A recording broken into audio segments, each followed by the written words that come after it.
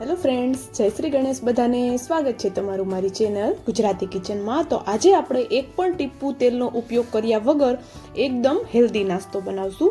Healthy છે એનો મતલબ એવો નથી કે ટેસ્ટી નહીં લાગે, એકદમ ચટપટો ટેસ્ટી નાસ્તો બને છે. તો સવાર કે સાંજ માટે કંઈક ચટપટું ખાવાની ઈચ્છા થઈ હોય તો તળેલા નાસ્તાની જગ્યાએ તમે આ ટેસ્ટી ખૂબ ચટપટો એવો નાસ્તો ટ્રાય કરી શકો છો. બનાવવો ખૂબ સરળ છે, ઝટપટ બની જાય છે અને ઘરમાં રહેલી વસ્તુથી જ બને છે અને ખૂબ હેલ્ધી છે. તો બાળકોના લંચ બોક્સ માટે પણ જો તમારે બનાવવું હોય તો તમે બનાવી શકો છો, એકદમ ઝટપટ બની જાય છે. તો ચાલો બનાવીએ.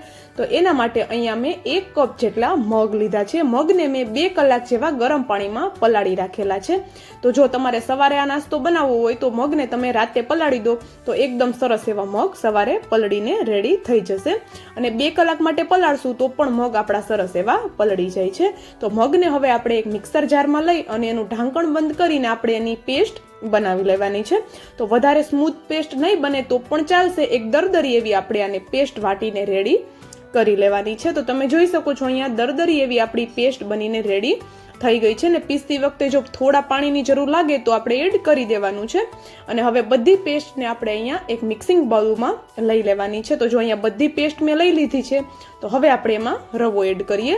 તો અડધા કપ જેટલો મેં રવો એડ કરેલો છે. તો પોણો કપ જેટલો રવો મેં લીધો હતો, એમાંથી અડધો કપ રવો મેં એડ કરેલો છે. રવાનું પ્રમાણ તમે તમારી રીતે વધારે ઓછું કરી શકો છો કે તમારે જેટલો નાસ્તો બનાવવો હોય એ પ્રમાણે રવો આપણે અહીંયા લઈ લેવાનો છે. ને અહીંયા જાડો ઝીણો ગમે એ રવો ચાલશે.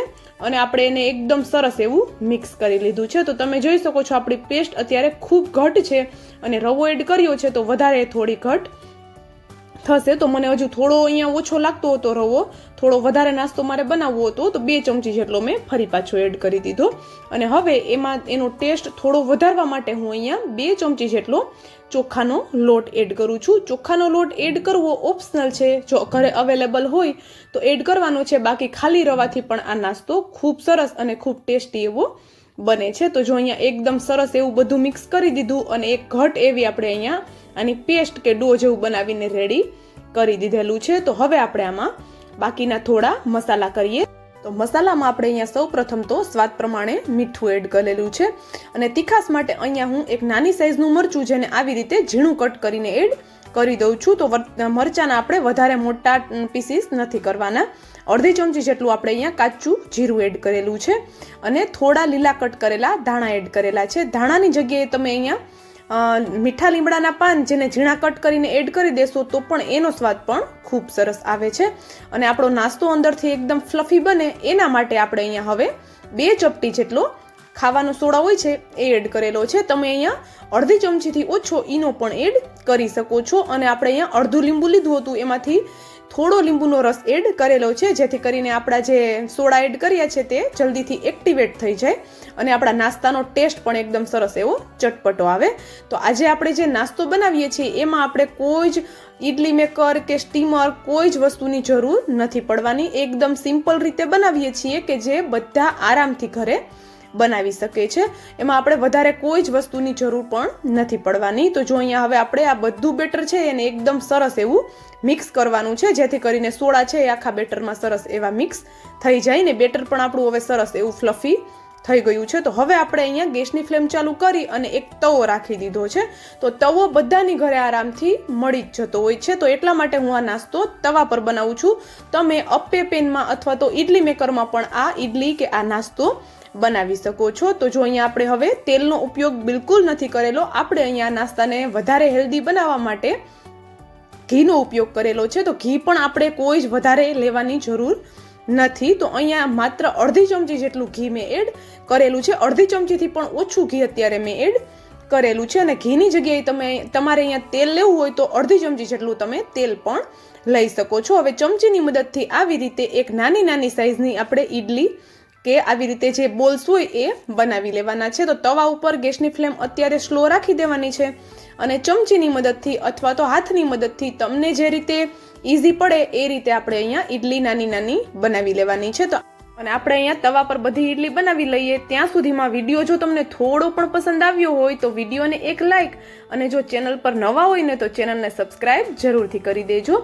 અને બાજુમાં આપેલા બેલને પણ જરૂરથી પ્રેસ કરી દેજો, જેથી કરીને આવી જ નવી રેસીપીની નોટિફિકેશન તમારા સુધી પહેલા આવે અને તમે મને હાઈપ પોઈન્ટ પણ આપી શકો છો. જો તમને મારો આ વિડીયો પસંદ આવ્યો હોય તો નીચે જ્યાં કોમેન્ટ સેક્શન હોય છે એની બાજુમાં એક હાઈપ પોઈન્ટનું બટન આપેલું હોય છે. એમાં તમારે કોઈ જ પૈસા આપવાના નથી હોતા, બસ તમે મને થોડા હાઈપના પોઈન્ટ આપી શકો છો. તો ચોક્કસથી હાઈપ પણ મારા વિડીયોને જરૂરથી કરજો. તો ચાલો એને આપણે હવે કવર કરી અને 5 મિનિટ સુધી, 5 મિનિટ નહીં પણ 3 થી 4 મિનિટ જેવું સ્ટીમ થવા માટે ગેસની ફ્લેમ સ્લો કરી અને રાખી દીધું. ત્યાં સુધીમાં આપણે વઘાર માટેનું એક ટેસ્ટી એવી પેસ્ટ બનાવી લઈએ. તો એમાં નાની સાઇઝની એક ડુંગળી અને એક મોટી સાઇઝનું ટમેટું, એની મેં આવી પેસ્ટ બનાવી લીધી છે. તો તમે જોઈ શકો છો અહીંયા સરસ એવી આપણે પેસ્ટ બનીને રેડી થઈ ગઈ છે. તો ચાલો એને સાઈડમાં રાખીએ અને ત્યાં સુધીમાં આપણી ઈડલી પણ હવે ચેક કરી લઈએ.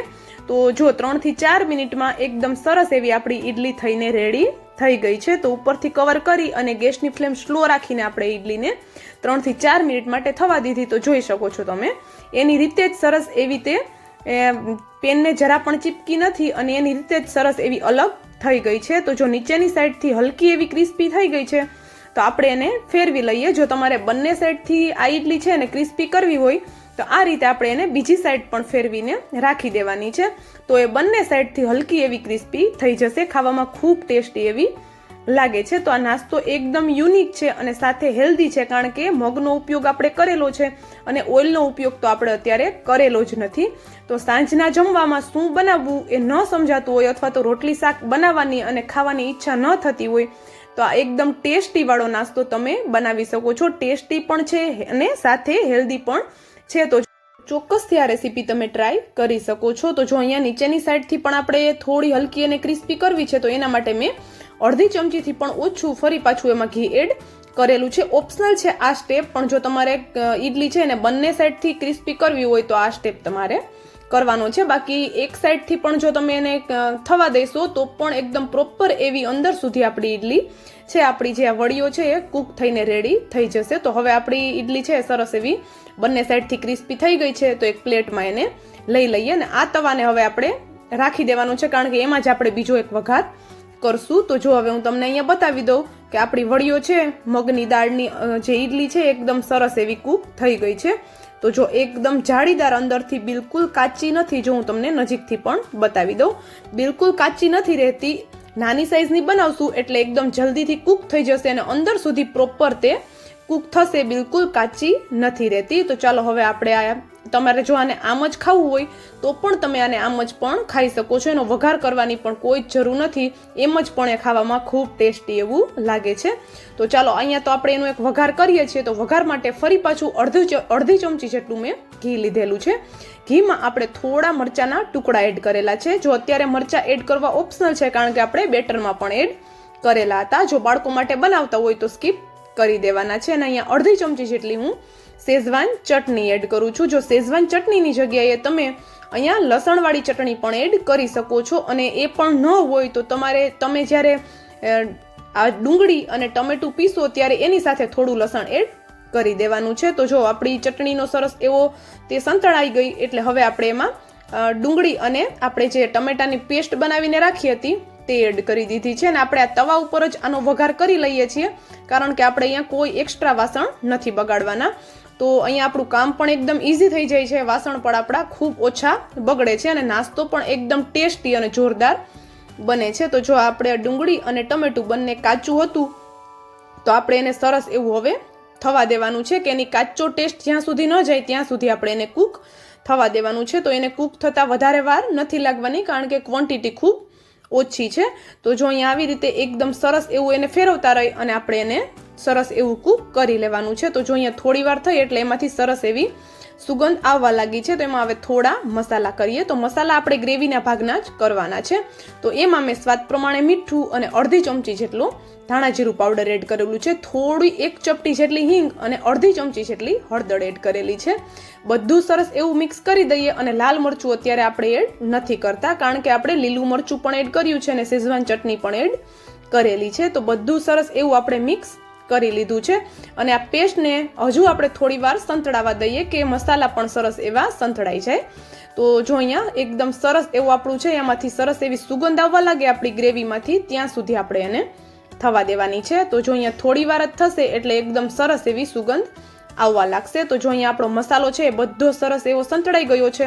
તો હવે આપણે એમાં થોડા લીલા કટ કરેલા ધાણા એડ કરી દઈએ. તો જો તમારે આ ઈડલી છે એને આ ગ્રેવી સાથે મિક્સ ન કરવી હોય તો આ ગ્રેવીને તમે ચટણીની જેમ પણ સાઈડમાં સર્વ કરી શકો છો, પણ આપણે અત્યારે એમાં મિક્સ ઈડલી કરી જ દઈએ છીએ. તો બધું ઈડલી એડ કરી અને બધું સરસ એવું આપણે એને મિક્સ કરી દીધું છે. તો જોઈ શકો છો તમે એકદમ મસાલાથી લથપથ એવી આપણી અહીંયા મસાલેદાર ઈડલી બની ગઈ છે. એકદમ યુનિક રેસીપી છે અને સાથે ખૂબ ટેસ્ટી એવી લાગે છે. તો જો આને આવી રીતે એકદમ હલકું મિક્સ કરશું એટલે જે મસાલો છે એ બધો ઈડલી ઉપર આવી જશે, એકદમ સરસ એવો ચોંટી જશે.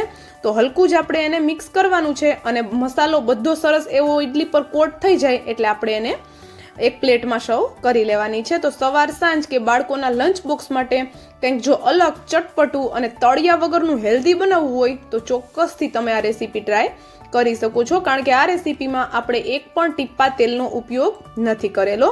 એકદમ ઇઝીવાળી પણ છે અને એકદમ ઝટપટ પણ બની જાય છે. તો સવાર માટે જો બનાવતા હોય તો તમે રાતના બેટર બનાવીને રાખી દો તો પણ તમારું કામ ખૂબ સરળ થઈ જશે અને બેટર બિલકુલ ખરાબ નથી થતું. તો ના પીસવું, ના પલાળવું, ના કોઈ પણ જાતની મહેનત કે ઝંઝટ કે ના એક ટીપું પણ તેલ.